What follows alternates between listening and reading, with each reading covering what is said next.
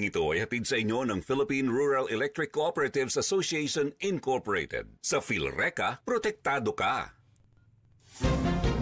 Naku, subukan natin kausapin mamaya si Senador Coco Pimentel, Senate Minority Leader. Ang ating text line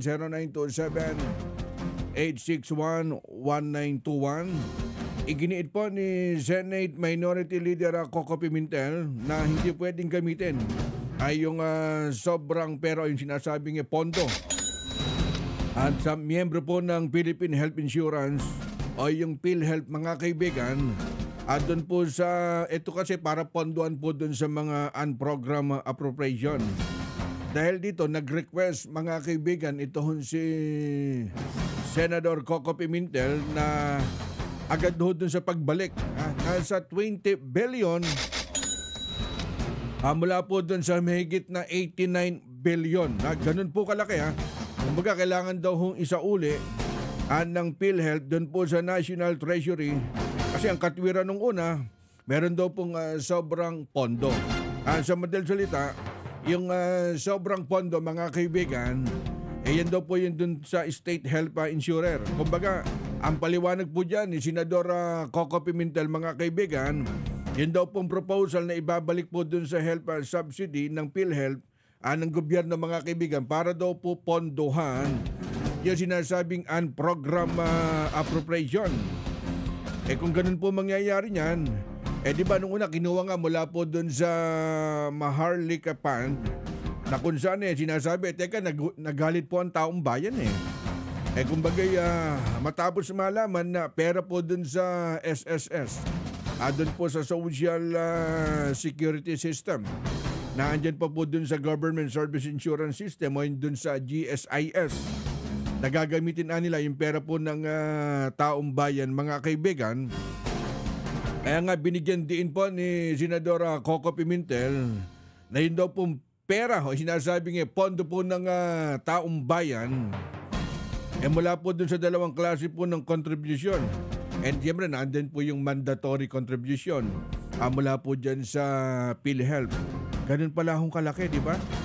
Yung pumapasok po dun sa pagbibigay po dun sa national government ang pera mula po dun sa PhilHealth. Kaya malinaw na para po yun talaga dun po sa pondo. Siyempre, pondo po yun ng member na kinakaltas po. Kaya dapat dun po ilagay po yun. Kaya ang katwiran po dyan ni Senadora Coco Pimentel, mga kaibigan, teka, kailangan agad pong ibalik yung sinasabing 20 billion mula po dun sa 89 billion na isasauli mga kaibigan dyan po sa PhilHealth National Treasury. Kasi ang katwiran, meron daw pong sobrang pondo.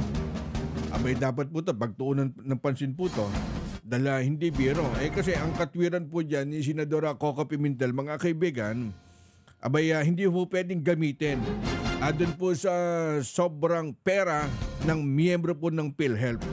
Kasi ang plano, popondohan po dun sa mga unprogrammed appropriation, ilalaan po dun mga kaibigan yung sinasabing sobra. Ngayon, mula po dun sa 20 billion, na pagbalik mula dun sa mahigit na 89 billion na isasauli mga kaibigan na.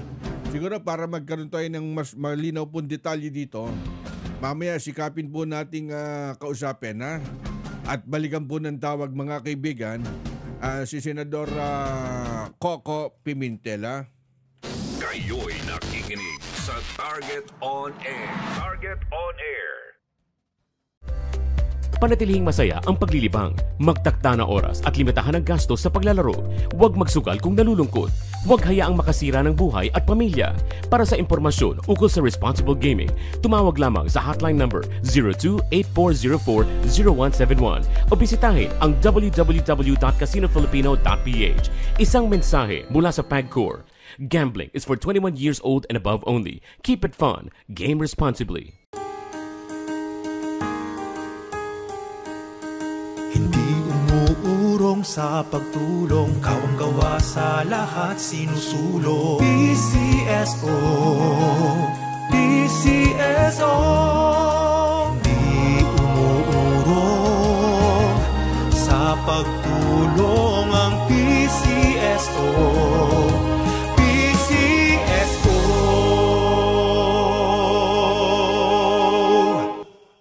Oras hatid sa inyo ng Grand 88 Gaming Corporation. Ang bahaging ito ay hatid sa inyo ng Philippine Rural Electric Cooperatives Association Incorporated. Sa PhilReca, protektado ka. Sumainyo ang isa na namang makabuluhang edisyon ng Target On Air. Kasama si Ka-Rex Kayanong. Abangan muli bukas alas 3 hanggang alas 4 ng hapon. Kung salot ka sa bayan, ikaw ang isusunod ni Ka-Rex Kayanong na Target On Air. Nangunguna sa balita, impormasyon, musika, komentaryo at serbisyo publiko. Ito ang DZME 1530. Una sa kanan, ang himpilang may paninindigan.